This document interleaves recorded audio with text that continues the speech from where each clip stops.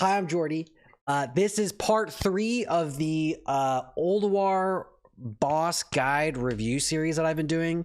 This one is going to cover Freya, Mimiron, Vezax, and Yogg. I'm going to be doing the normal modes, except for Mimiron. I'll probably do the hard mode on Mimiron just because it's more interesting. But we're going to talk about these 4 bosses in this one, and then for part 4, which is the next one, we'll just go through some hard modes.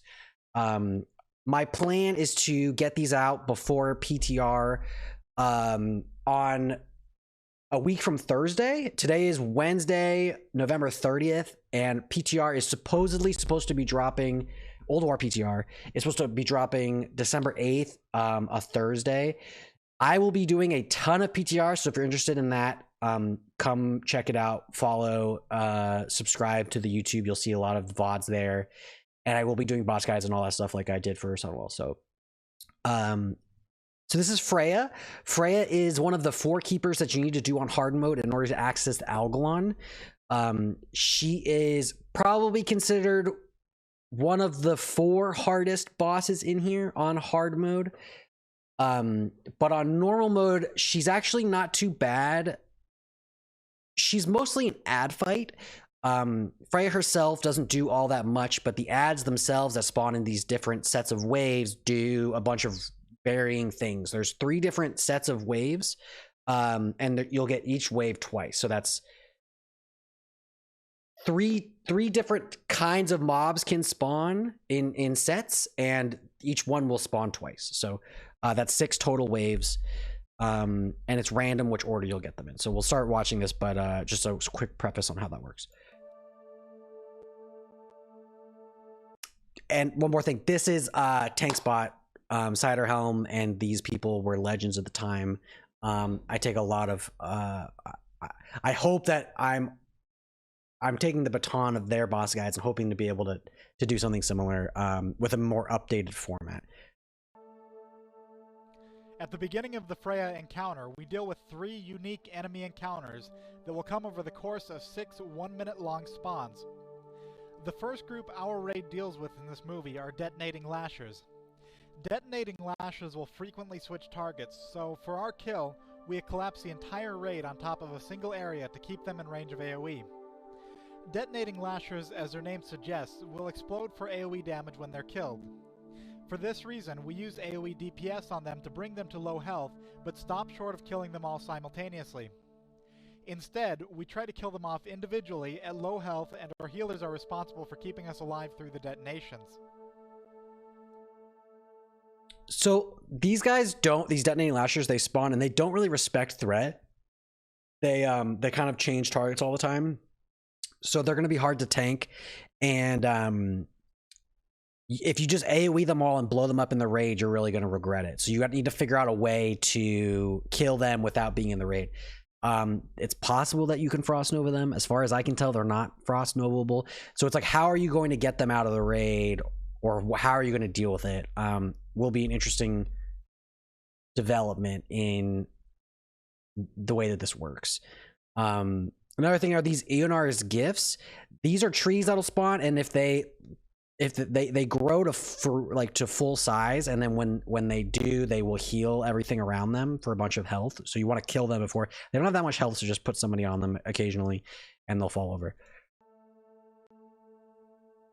Freya herself has a stacking healing buff that each time you kill a wave of ads will diminish the amount of stacks, to the point where when all 6 waves are dead, the healing is not there anymore, so you can kill her.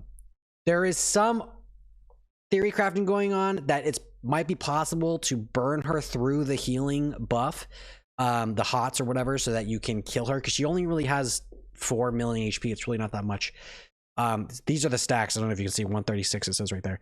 So we'll see. I feel like they're going to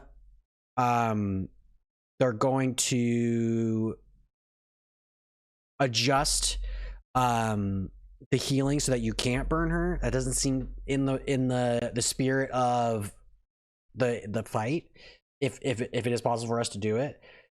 But eventually Zerging will be a thing that people are going to want to do. Yeah, if it's zergable, we'll zerg for sure. It'll be easier. The thing is, if you don't meet the DPS check, you wipe 100%. So yeah. Do you get banned for streaming private servers? Yeah, you've always gotten banned, at least on Twitch, for streaming private servers. This is not private. This is back in the day. This is old school.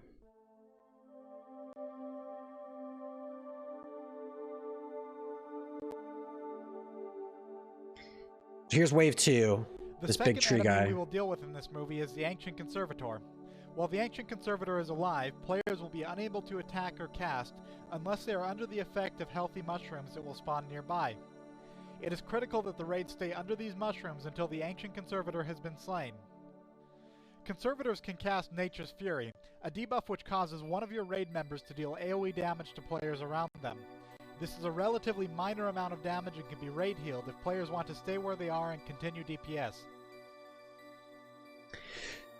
So this one's not too bad. At least on normal, this will be really one that you're excited for. On hard mode, this one actually can be kind of hard because on hard mode she does this thing called sunbeam or solar beam or something. It's a vertical beam of light that will do a bunch of damage, and it can happen on top of you if you're under a mushroom, so it can be really bad. But on normal, this one's pretty easy.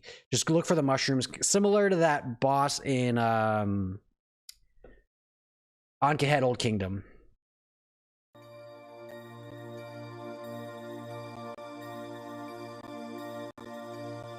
There's like clicking happening on this. It's not me. Sorry.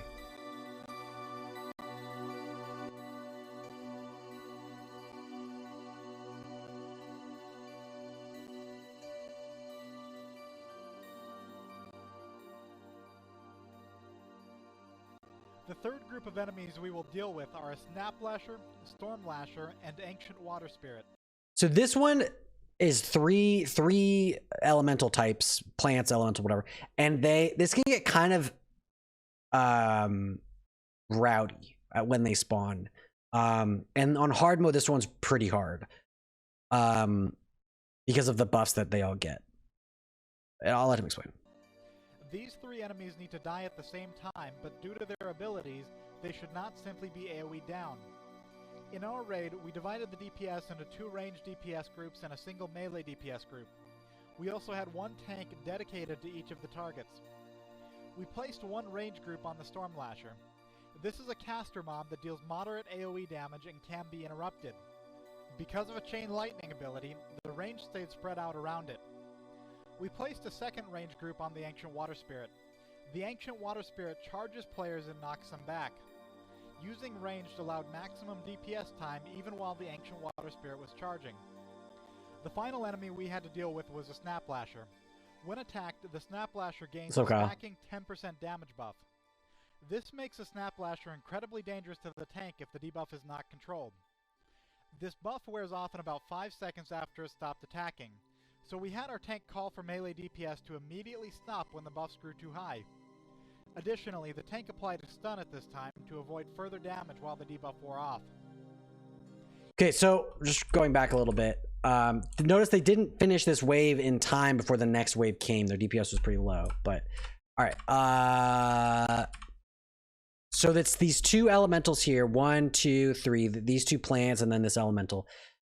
This Snaplasher can truck the fuck out of your tank. So generally, you're gonna want to kite on hard mode. A hunter will kite it around, and your range DPS will be on it. This one does this storm overhead, so you want to not stack underneath it, and this one will knock people back. So you got to be careful, and you have to kill them at the same time. In our raid, we divided the DPS into 2 ranged DPS groups and a single melee DPS group. We also had 1 tank dedicated to each of the targets. We placed 1 range group on the Stormlasher. This is a caster mob that deals moderate AoE damage. That's 4 tanks that they apparently are bringing. Lightning ability, the range stayed spread out around it. We placed a second range group on the Ancient Water Spirit. The Ancient Water Spirit charges players and knocks them back. Using ranged allowed maximum DPS time even while the Ancient Water Spirit was charging. The final enemy we had to deal with was a Snaplasher. When attacked, the Snaplasher gains a stacking 10% damage buff. This makes a Snaplasher incredibly dangerous to the tank if the debuff is not controlled. This buff wears off in about 5 seconds after it stopped attacking, so we had our tank call for melee DPS to immediately stop when the buffs grew too high. Additionally, the tank applied a stun at this time to avoid further damage while the debuff wore off. Alright, so that wave died, and then a detonating lasher wave spawned like immediately. They weren't that fast. They didn't get a breather at all between the two waves, which ideally you're gonna want a little bit of a breather.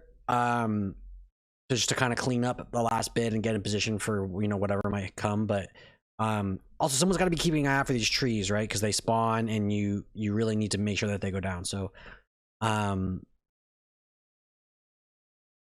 yeah, I'm spooked by this one. We'll see how it plays out on PTR, but this one is probably the one that I'm most scared of at the moment. In the 10-man version of this encounter, we'll see.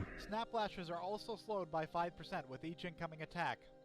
For this reason, a 10-man group can easily handle this mob by kiting it away as it's killed. The most difficult part of this group is coordinating for them all to come down together.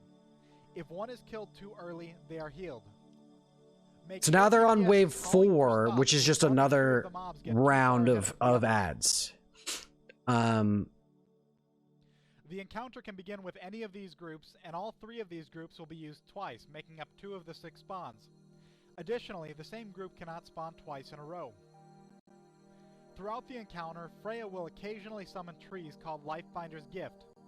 When these are fully grown, they will give Freya and her Aren't they called Aenar's Gift? We had a mage and DPS Am I crazy? assigned to kill these trees immediately when they spawned, since they could quickly reach the target. When there wasn't another immediate target, other range would also assist on bringing these down.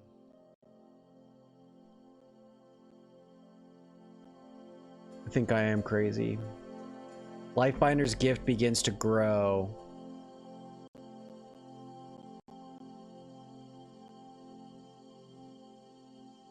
So he's dragging it over to the tree. The tree's dying. You don't have to do that necessarily, but as long as everyone finds a mushroom here, you're fine. All right, we're gonna skip through. Then they have the last one. It is called Aenar's Gift. I was right. All right. Through the encounter for 24,000 health per second in heroic and 6,000 health per second on normal. Though this can easily be outdamaged, Freya begins this encounter with 150 stacks of a buff called Attuned to Nature. At full stacks, this buff increases her healing by 600%. She's pretty low on stacks now. The first 6 groups are killed, and once they're finished off, the encounter is a relatively simple burn phase. During the final phase, Freya will throw bright here are the green stacks bombs around her. The raid should move away from these immediately. They're This will about keep the to raid fairly die. mobile as you finish her off. She has some stacks left still, though, but not many. Oh no, they're gone now. Players should quickly switch to them and bring them Cardinal down, Crazy, I think they and just then they continue revive. back to Freya. And so now in phase 2, when it's just her, these seed pods spawn. You just want to move them away. This is the easy part.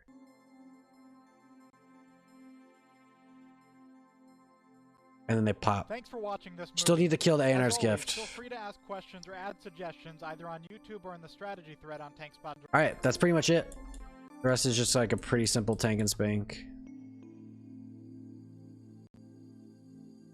Their DPS is so low. It is a fun fight. This will be one of my...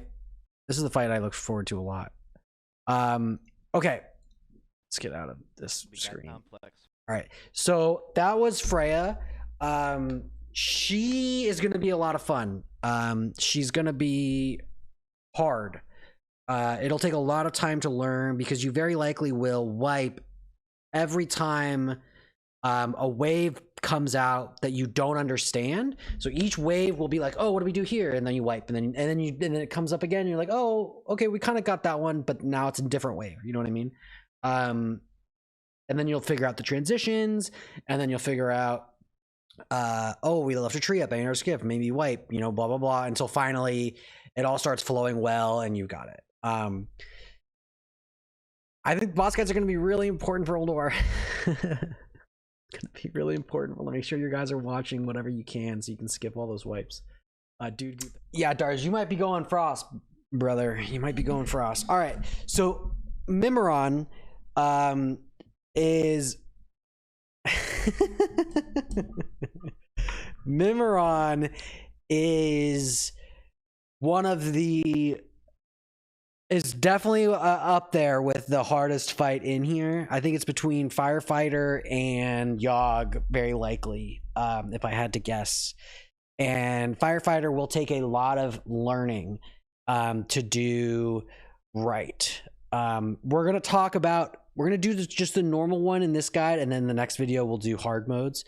But one thing to keep in mind is that as you're watching this one, think if there's just like a bajillion fires everywhere that you're dealing with all the time. There's a lot of manic shit happening. Russ, thanks for the follow, dude.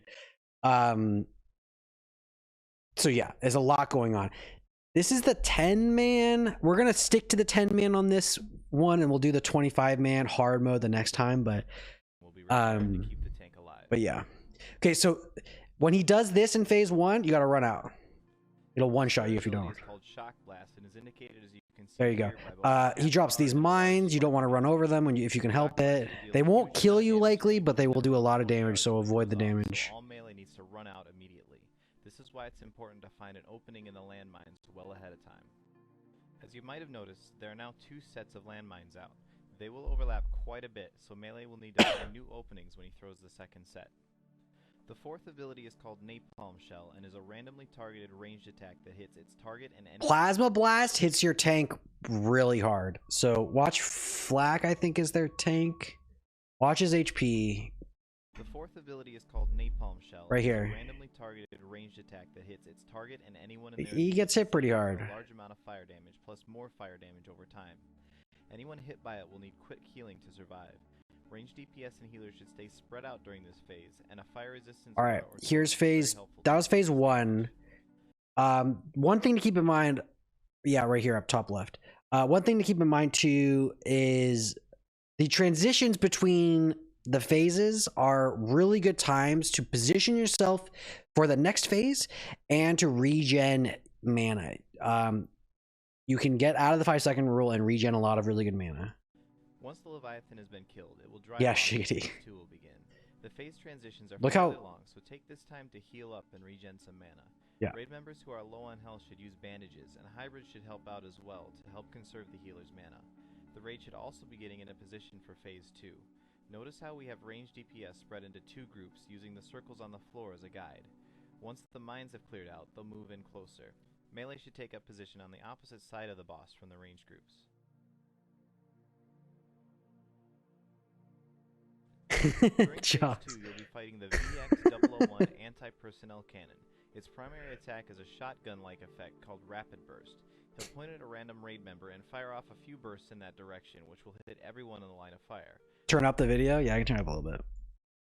The ranged groups will need to heal through it, but melee can avoid it. So he does this shotgun-esque move that can do a lot of damage. So your healers want to keep your groups topped going into each round of that damage because it will really hurt. By ducking behind him as he fires. Throughout phase 2, he'll also be pulsing a raid-wide AoE damage over time effect called Heat Wave. It deals fire damage, so as in phase 1, a fire resistance aura or totem is very helpful. Heatwave is responsible for the majority of the damage taken during this phase and makes also there's these missiles. See, he just fired one, so you got to watch the ground and move out of that or you'll die. Makes it one of the most healing intensive portions of the encounter, so getting through phase 2 quickly is important. There is an argument to be made to lust in this phase instead of phase 4. I don't know necessarily if that's the way to go, but there is an argument. This is an ideal time to use Bloodlust or Heroism as well as any other available DPS cooldowns. He'll also occasionally fire rockets out at the raid. Their target location is shown by a red circle on the ground, which can be difficult to see, so keep an eye out for it. These rockets will instantly kill anyone they hit and must be avoided. He can also use an ability called Laser Barrage, at which point he will pick a direction and fire a constant stream while slowly. Laser Barrage is like Cthulhu Eye Beam, where he just like sweeps across the thing. You should never get hit by it. especially on normal. On hard mode, when there's fires you're dodging and you're trying to do a bajillion things at once, okay, don't get hit by it still. But at normal, there's zero excuse. Slowly turning clockwise. Should he use this ability, everyone must immediately clear out from in front of him to avoid getting one-shot. You'll know when he's about to use it when he starts casting an ability called Spinning Up. However, it is possible to get through the phase without him ever using it. Yeah, Corin, and that is a really good point, because Unholy DKs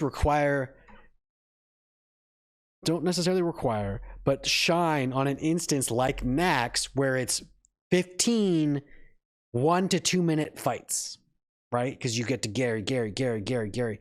These fights are going to be a lot longer and are going to be hard, and you're not going to get lust on the rip a lot of the time. So think about it. After the VX-001 is dead, you'll move on to Phase 3 and the aerial command unit. This should be tanked by a But Corin, it's a lot harder to snapshot Gary the second time than it is off the rip. It's a lot harder, right? And you don't get lust the second time. So it's not going to be nearly as powerful. Ranged DPS class with a good amount of health, as it will be floating out of reach of most melee abilities. During this phase, Hi, Lady Hank. How are you? 3 types of robot ads. The first and most immediately dangerous are the bomb I bots. did. These are I summoned did. I directly forgot to below the text you. floating command unit and will Morgan run wanted me to towards take the raid butter and out. I explode. did. We found the best way to deal with them was to root them in place using chains of ice or entangling roots and have ranged DPS quickly burn them down. This is so The weird. other 2 ads will spawn in at the beams of light you can see appearing around the room. Torsmore, I hear Green you, light but means a junk bot is going to spawn, and a yellow light means an assault bot is going to spawn. The junk bots aren't terribly dangerous and can generally be ignored by DPS, but should be kept off of clothies as much as possible. okay. They'll usually be killed off over time by incidental raid damage. The assault bots, however, deal a heavy amount of damage and need to be killed relatively quickly. Once they die, you'll need to loot a magnetic core off of the corpse and use it directly beneath the aerial command center to bring it to the ground. It's a good idea to turn on free-for-all looting and designate one person to loot and use the magnetic core so everyone else can remain focused. While on the ground, the aerial command unit will So look at the command unit get like chunked. chunked. On it. Once it's back in the air, switch back to killing the assault bot and repeat this process until you finish off the command unit and push into phase 4. Be sure that ranged DPS is keeping an eye on I use bomb X-Pearl bots too. as well through this entire phase. So Snap, free for all loot makes sense, but remember for SSC, Blizzard changed the cores to work regardless of your loot setting. So hopefully they do the same thing for this. Tim, if you're listening, implement that.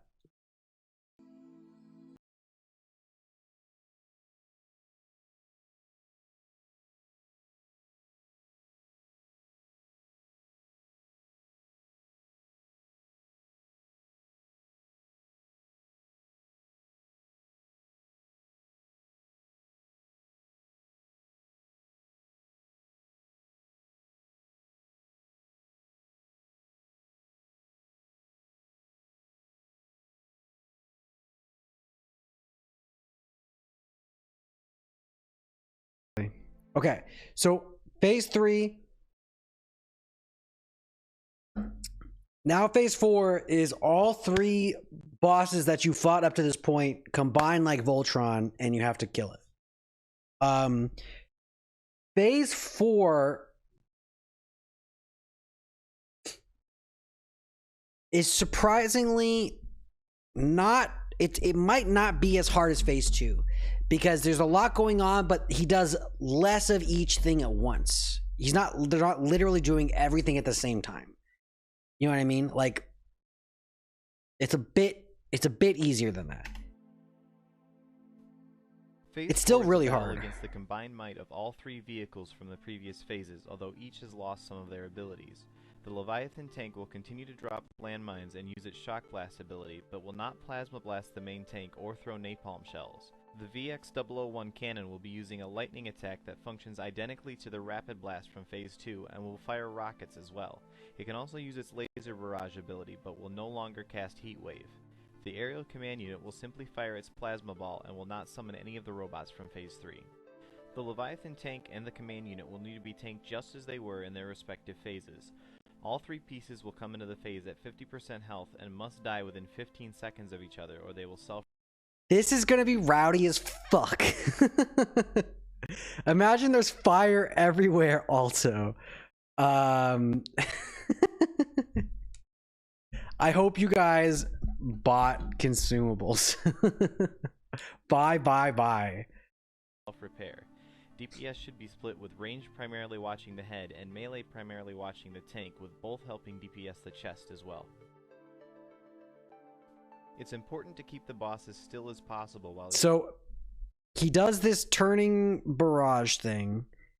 He does the mines, he does the shock blast, he does the lava or the lightning balls. He firing laser barrage as also is supposedly supposed to be moving around the room. Safe in the stream. It is possible for the cannon to fire laser barrage while the tank is using shock blast, which is very difficult to deal with as the entire boss will move to the main tank when the shock blast finishes. If a holy priest is available, using guardian spirit on the main tank and simply having them eat the shock blast can help. Paladin tanks can use divine shield as well, as long as they are quick to cancel it as soon as the shock blast casts. Once all three pieces are low on health, it's time to bring them down. Be sure to orchestrate this carefully so that all three die within the they all three need to die around the same time. 15-second window. 15 seconds is a pretty long window, but shock blast or laser barrage, as the boss won't actually die until those respective casts finish, but the timer will continue to tick down. Equalizes volume to mine. I mean, I could raise the volume, sure. Sorry. Is that better?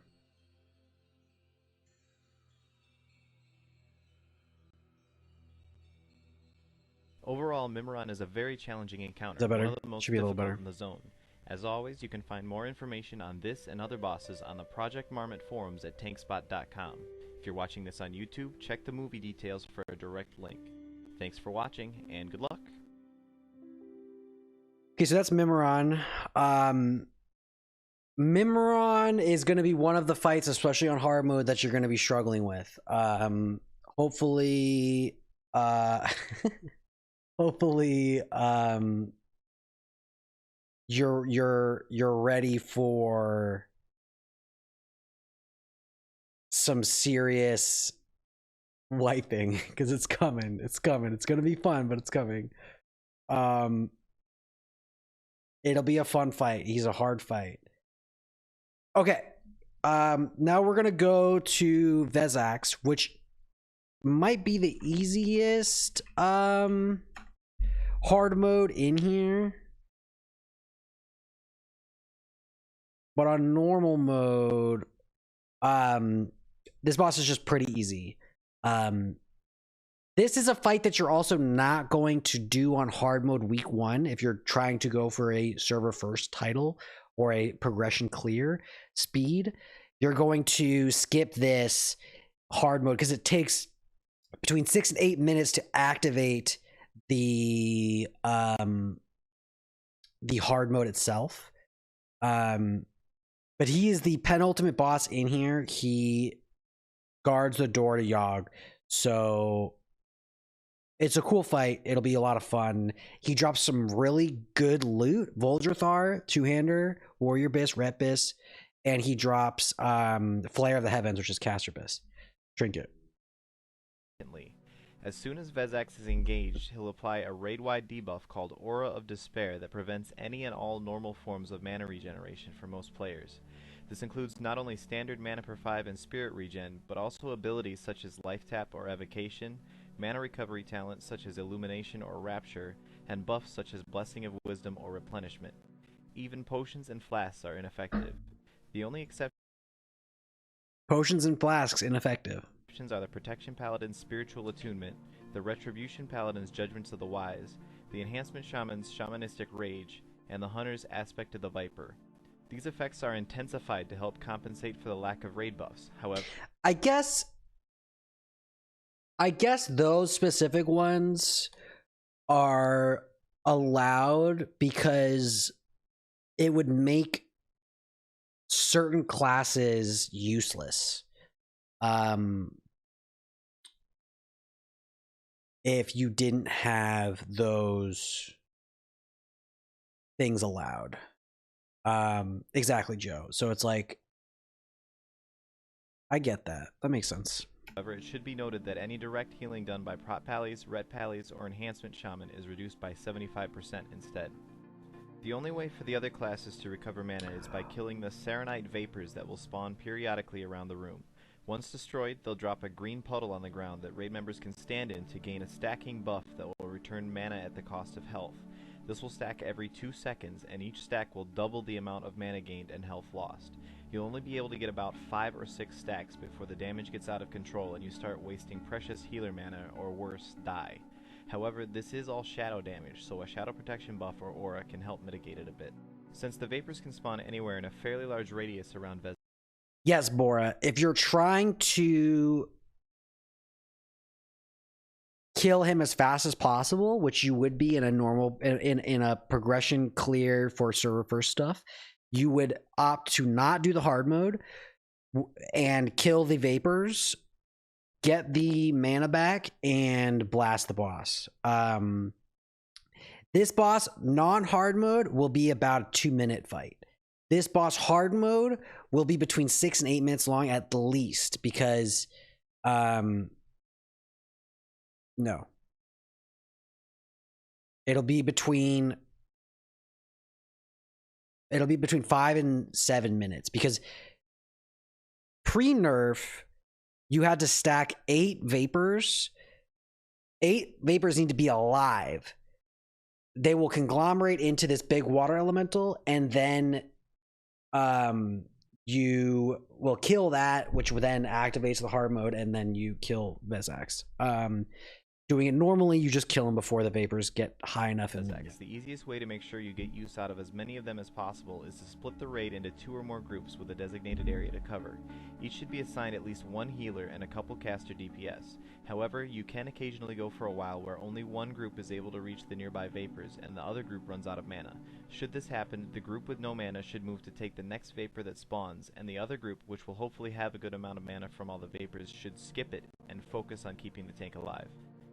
Aside from balancing mana efficiency, the raid will need to be aware of a handful of other abilities. One of the most important for terms of DPS is called Shadow Crash. This is a large, slow-moving shadow projectile that will be fired at a random raid member and deal a large amount of shadow damage to everyone in a short radius. It landed here, but we'll look for the next one. After it lands, however, a black puddle will appear. Raid members who stand inside this puddle will see a 100% increase in casting speed and magical damage dealt, and a 70% reduction in mana cost, as well as a 75% reduction to all healing done. Nearby caster DPS should step in the puddle, while healers will want to stay clear of it. It's important, however, to not bunch up too much while standing on the puddles left behind by either Shadow Crash or Serenite Vapor. Yes, Corin, exactly. Another of Vezax's randomly targeted abilities called Mark of the Faceless. So in 10 man at least, they seem to be spread out pretty haphazardly, but they're also not doing hard mode. In 25 man, there's a very specific way to do this, where the raid stacks in 2 different range groups and one moves. It hits, moves back, like that. You know what I mean? Left and right, left and right. We'll talk about it in part 4, but this is one of those fights that the strategy is pretty different between normal and hard mode.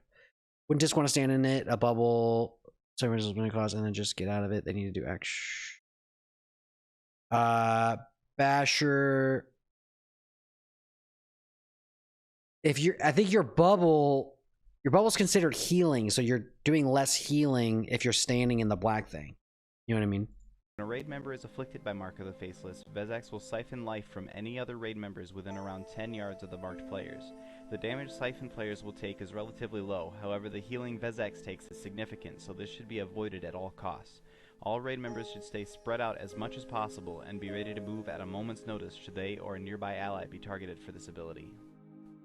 Vezax's other 2 abilities are fortunately much easier to deal with. Occasionally he will begin casting a spell called Searing Flames, which is very easy to spot due to the large spinning graphical effects that appear around him while casting. Should he successfully cast this spell, the entire raid will be hit for a large amount of fire damage and be afflicted by a 75%. So see, he just cast it. You want to interrupt that? Graphical effects that appear around him while casting. Should he successfully cast this spell, the entire raid will be hit for a large amount of fire damage and be afflicted by a 75% reduction in armor, almost guaranteeing a quick wipe.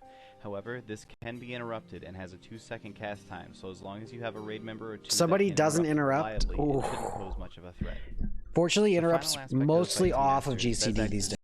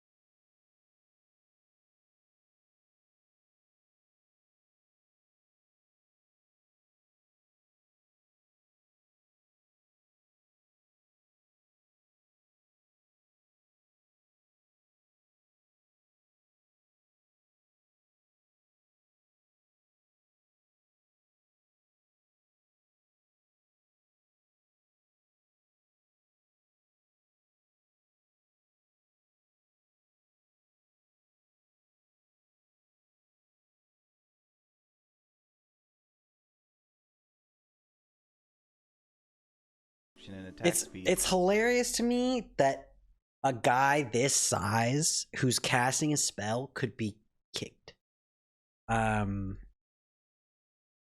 It just like doesn't make sense to me.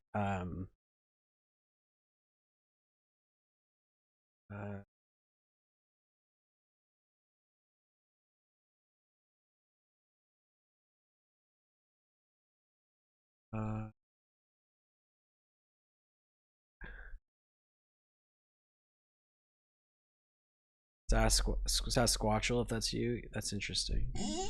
Interesting. Sorry, 1 second, guys.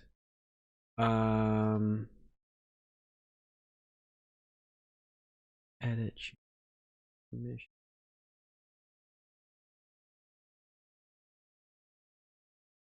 Sasquatchel, are you there? Is it? Can you still see it, dude? Check now.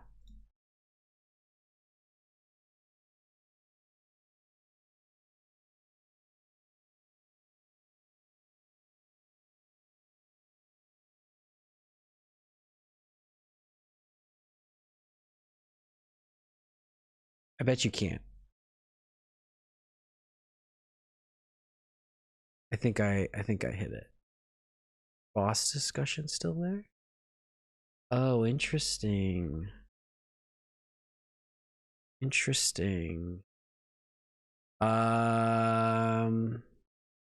channel permission. Yeah. Okay, but the BIS lists are gone. The other one fixed. Okay, so I removed it. All right, dude. I really appreciate you saying. I really appreciate that. Okay.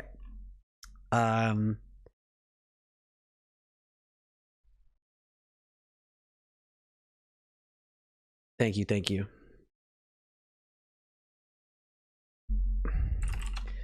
All right. Sorry, guys. And don't benefit from the damage buffs provided by the Shadow Crash puddles. A healthy balance of both melee and range DPS is best for this encounter. Sasquatchel, you are the GOAT. The GOAT!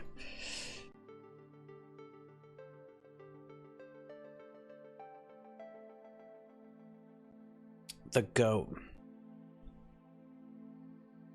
Okay, so that's Vezax. Hard mode, you have to wait a metric fuck ton of time to activate. So you just can't fuck up. It's one of those fights that's it's just a mana race and you can't fuck up. Okay, and the last one we're gonna do today is the dude himself. Not time walking. Get out of here with that. Okay, so we're gonna do 1 light, and then we'll do 0 light for the next one. 1 light is going to be hard. Milk, what's up, man? Thanks for the follow, dude. One Light is going to be one of those fights that you are very relieved when you're able to do it, but it will be the way that you do Yogg most of the time. Zero Light, you'll only do a couple times. I don't think you're going to be doing... This is your phone Twitch account? Okay. I'm not scared. It's why don't you have the same login on the same one? I don't understand. Why does it have to be different? Whatever. So yeah, I think Mimiron's head is kind of a lame thing. I'm not really excited about it other than this cute olive thing. I was a little scared, Milk. I was. It's fine, thank you. But this is One Light.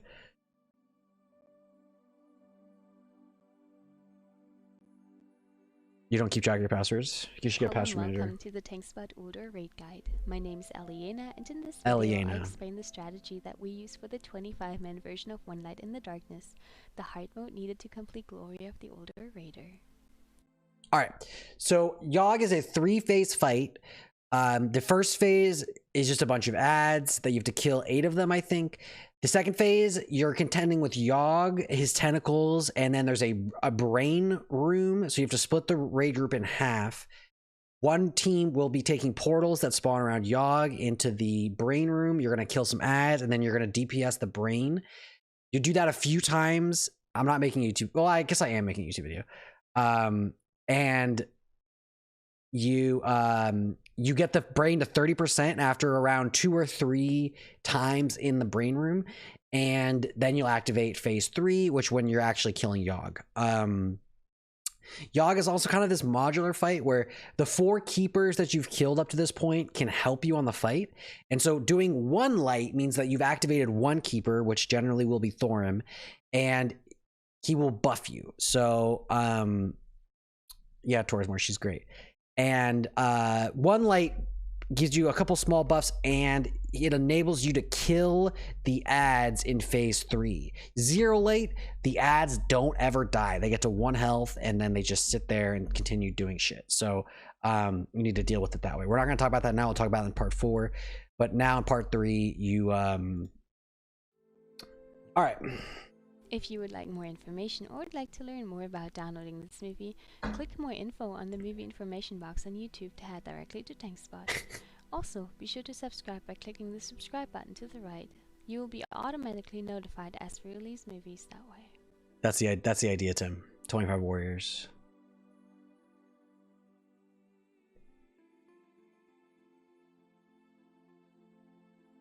Even more so than in its 10-man version, succeeding in this fight is mainly dependent on your raid's efficiency and synergy.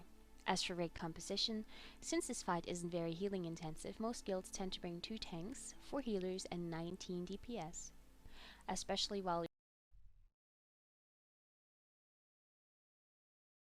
Did you hear that? That's like a reasonable modern raid comp.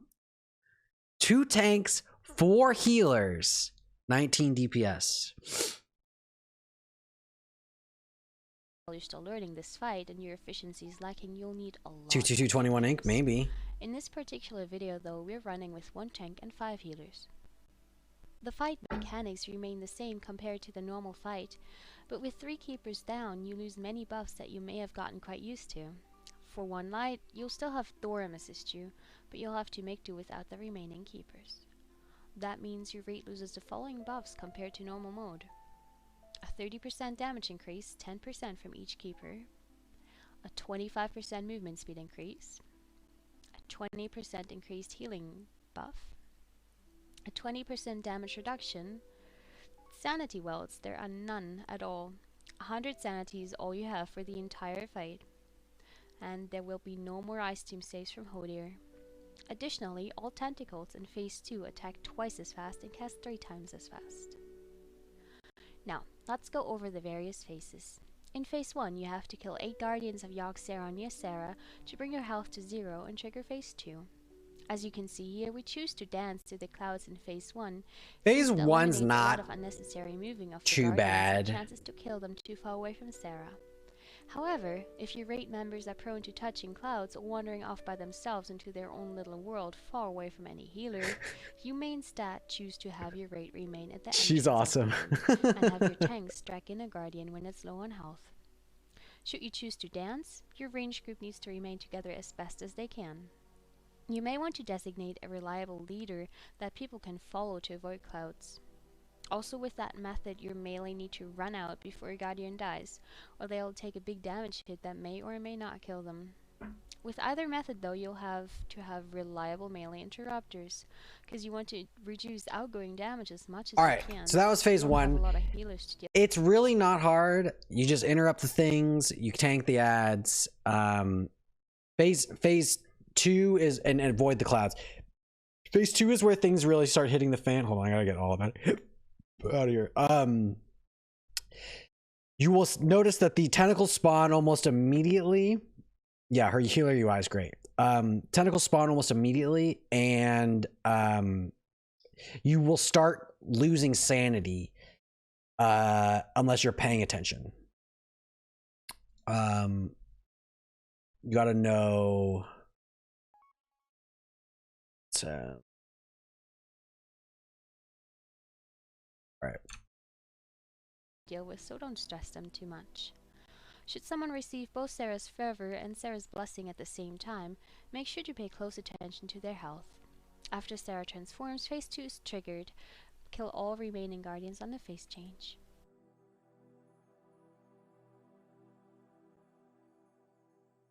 So they're dealing with the tentacles. There's a constrictor tentacle, which you gotta blast as fast as you can.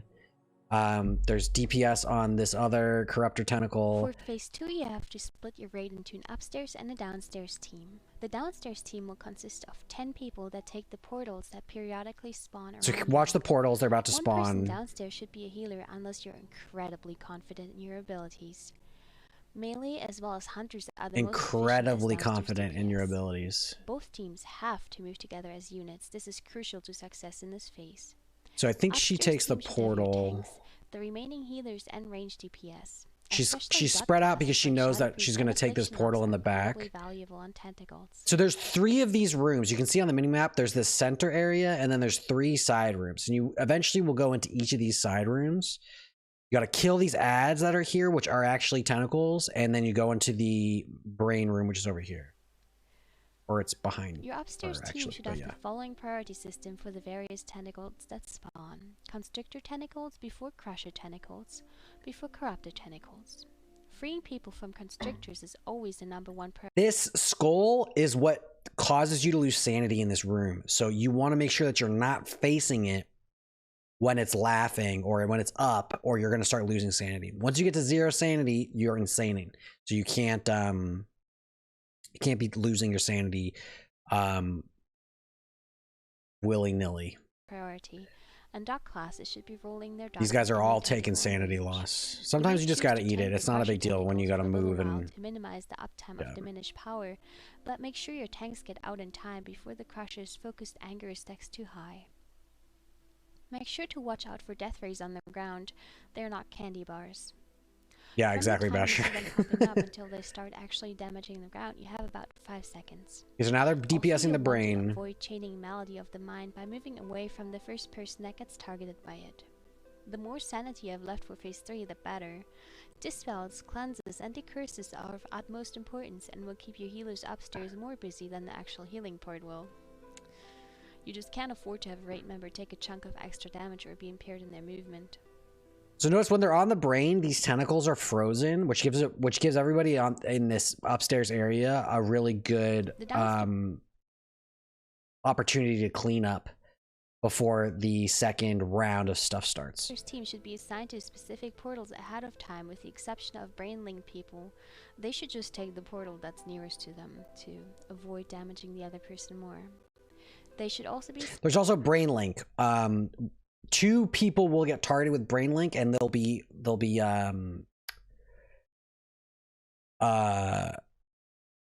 linked by a chain or whatever. And as far as I'm aware how it works, the further away you are, the more damage you do to each other. But I think if you take a portal, the link will break. So you want one of you to take a portal so that you're not continuing to take that damage. assigned to specific areas in the memory rooms to kill the influence tentacles as quickly as possible. Ideally, you want to take no more than 25 seconds so you have plenty of time to damage the brain. Also, while the gate to the brain room is open, every tentacle upstairs is stunned, which means for the duration. All right, so now they're in power debuff the second. They're going to go second to the third set. Here's the third set, and then they're going to start. What now that they've gotten the brain to 30%, and Corin, I doubt it. I bet you it's just the brain leak. Now it's phase 3. So phase 3 is managing your sanity by looking away from Yogg if you can. That's why warlocks are really good, and dealing with the ads that spawn. And when the ads are about to die, you yank them out of the raid, away from Yogg when it explodes, because I don't think it's when it dies, it's at some point, and it'll heal Yogg. So you don't want it to explode near the boss. And notice here's Thorim. He's doing his Thorim thing. So here's the ads. It does a lot of damage as it spawns, and then the more damage it takes, it'll get smaller and smaller and smaller, and then it'll do less damage. So there's the sanity thing. All those people just took sanity damage, as far as I can tell. As long as your upstairs DPS is able to keep up with tentacle spawns, you shouldn't have a problem triggering phase 3. Assign a meetup spot ahead of time so your melee team can walk straight over to the rest of your raid instead of having to look see, they just around took sanity damage.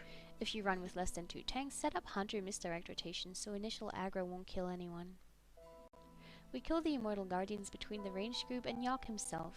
Usually we have melee assigned to them since they can DPS their Guardians well. I wonder, can you trap Yogg as a hunter? Probably. To Yogg. The ranged team, and mainly Dot classes, build the brute force of DPS on Yogg himself in phase 3, but depending on whether DPS on either target is lacking, we may ask someone to help out temporarily. As per usual, have healers face away from Yogg at all times to avoid lunatic gaze altogether, all these people and just have everyone else watch their sanity closely. If a raid member is low on sanity, it's lunatic gaze cooldown 4, 3, 2, 1. DPS facing Yogg. You can't really do any when you go insane and get killed by your raid members. Not to mention you may do annoying things such as fear your raid members while mind controlled and have them take additional ticks of lunatic gaze. You really don't have to worry about empowering shadows much unless you're doing alone in the darkness. Just keep burning the guardians quickly as they trickle in and it shouldn't be a problem. Occasionally, Yogg will use Deafening Roar, which is a 2.3 second cast AoE ability that deals around 8,000 damage to every raid member and silences them for 4 seconds. That's gnarly. Should you have a raid member reforging the legendary Mace Valanir, this is also your chance to throw in your Shattered Fragments. Oh, that's cool.